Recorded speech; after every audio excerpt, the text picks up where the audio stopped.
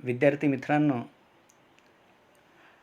या व्हिडिओमध्ये मी तुमच्या सर्वांचं अगदी मनापासून स्वागत करतो.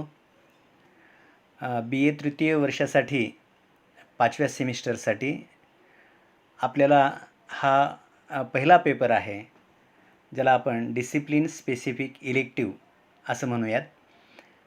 आणि या पेपरचं नाव आहे ॲडमिनिस्ट्रेटिव्ह थिंकर्स, म्हणजेच प्रशासकीय विचारवंत.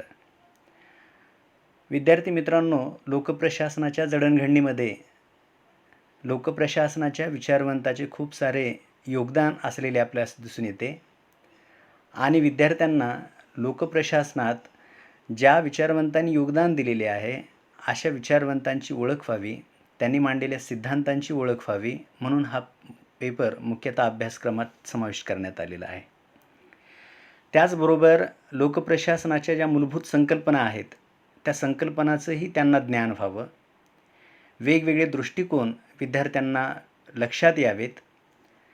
त्याचबरोबर वेगवेगळ्या विचारवंतांनी मांडलेल्या सिद्धांतांची पण ओळख व्हावी, हा उद्देश हा अभ्यासक्रम ठेवण्याच्या पाठीमागे असलेला आपणास दिसून येतो.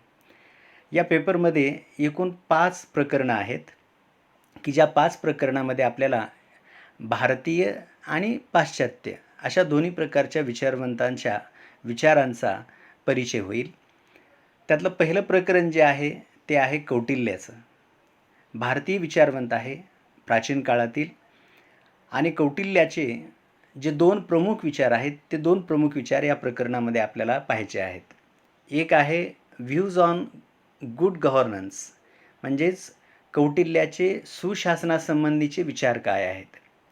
अगदी प्राचीन काळामध्ये मौर्य साम्राज्याची घडी ज्या व्यक्तीने बसवली ते व्यक्ती म्हणजे कौटिल्य. आणि कौटिल्यांनी आपल्या अर्थशास्त्र नावाच्या ग्रंथामध्ये जो सुशासनासंबंधीचा दृष्टिकोन मांडलेला आहे तो दृष्टिकोन आपल्याला या प्रकरणामध्ये पाहायचा आहे. त्याचबरोबर कौटिल्याचा दुसरा एक दृष्टिकोन यात पाहायचा आहे, तो म्हणजे व्ह्यूज ऑन करप्शन, म्हणजेच प्रशासनातील भ्रष्टाचारासंबंधीचे विचार. म्हणजे भ्रष्टाचाराची समस्या ही आज नाही तर ही प्राचीन काळापासून असलेली दिसून येते. तर कौटिल्यांनी भ्रष्टाचाराच्या अनुषंगानं कोणते विचार मांडलेले आहेत तेही आपल्याला या प्रकरणामध्ये पाहायचं आहे. मित्रहो, त्यानंतर दुसरा टॉपिक आहे फ्रेडरिक विन्स्लो टेलर. टेलरच्या विचारांमध्ये या ठिकाणी आपल्याला प्रामुख्याने 2 विचार पाहायचेत. त्यातला पहिला विचार म्हणजे प्रिन्सिपल्स ऑफ सायंटिफिक मॅनेजमेंट, म्हणजे टेलरनी मांडलेला शास्त्रीय व्यवस्थापनाचा जो सिद्धांत आहे त्याची कोणती तत्त्वे आहेत त्या तत्त्वांचा या ठिकाणी आपल्याला विचार करायचा आहे. आणि त्यांनीच मांडलेली दुसरी संकल्पना आहे ती म्हणजे मेंटल रिव्होल्यूशन, म्हणजेच मानसिक क्रांती. अशा 2 संकल्पना या प्रकरणात आपल्याला पाहायच्या आहेत. मित्रहो, त्यानंतर तिसरं प्रकरण आहे हेनरी फेयॉल यांचं. हेनरी फेयॉल हा व्यवस्थापकीय विचारवंत आहे आणि व्यवस्थापनाच्या अनुषंगाने त्यांनी मांडलेले जे विचार आहेत ते आपल्याला या प्रकरणामध्ये पाहायचे आहेत.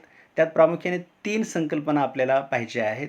त्यातली पहिली आहे प्रिन्सिपल्स ऑफ मॅनेजमेंट, म्हणजेच व्यवस्थापनाची तत्त्वे. हेनरी फेयॉल यांनी एकूण 14 तत्त्वे सांगितलेली आहेत. ती 14 तत्त्वे आपल्याला या ठिकाणी पाहायची आहेत. त्यानंतर एलिमेंट्स ऑफ मॅनेजमेंट, म्हणजेच व्यवस्थापनाचे जे 5 घटक त्यांनी सांगितलेले आहेत तेही आपल्याला या प्रकरणात पाहायचे आहेत. आणि तिसरा एक भाग आहे या प्रकरणामध्ये, तो म्हणजे क्वालिटीज ऑफ मॅनेजर. याचा अर्थ व्यवस्थापकाचे गुण. नेमकं व्यवस्थापनामध्ये जो व्यवस्थापक असतो त्याच्या अंगी कोणते गुण असले पाहिजेत याविषयी हेनरी फेयॉल यांनी मांडलेले विचार आपल्याला यात पाहायचे आहेत.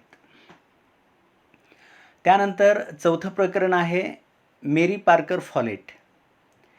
या प्रशासनातल्या पहिल्या महिला विचारवंत आहेत.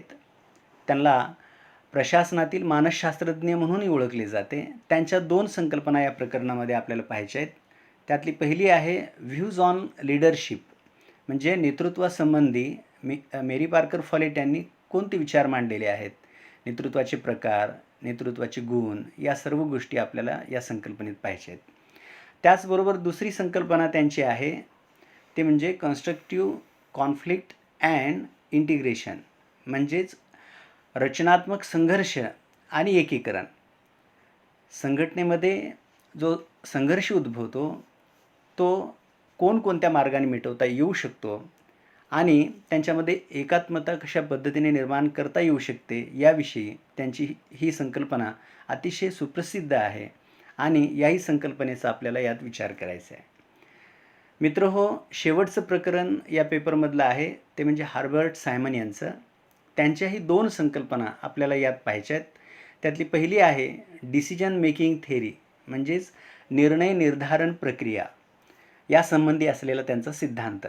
प्रशासनामध्ये किंवा व्यवस्थापनामध्ये निर्णय घेणे ही एक अत्यंत महत्त्वाची बाब समजली जाते आणि म्हणून निर्णय घेत असताना तो कशा पद्धतीनं घेतला जातो या अनुषंगानं हर्बर्ट सायमन यांनी मांडलेला हा सिद्धांत आहे.